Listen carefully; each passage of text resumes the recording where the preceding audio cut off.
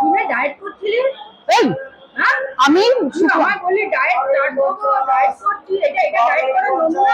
বিষয়টা কি হচ্ছে শোন, শুক্রবার দিনকে বৃহস্পতিবার দিনকে আমি ভেবেছি এবার আমাকে ডায়েট করতে হবে, ছেলেদের পরীক্ষা শেষ হয়ে গেলে একটু ঘুরতে যাবো।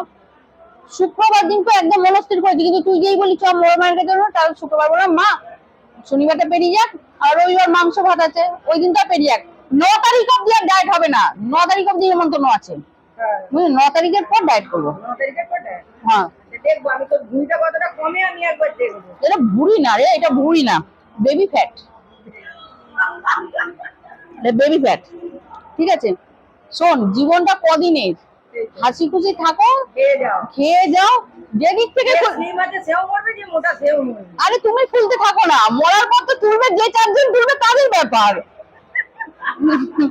দুটো গালাগালি দিয়ে যদি না তোলে বডি, তবে সেও কি ভাবলো যে কি তুললো, কি করলো সারাদিনে। বেঁচে থাকতে গালাগালি দিচ্ছে, মরে গেলেও দুটো দেবে। বলবে মাল কত খাওয়া খেয়েছে রাক্ষসীটা, বুঝেছিস?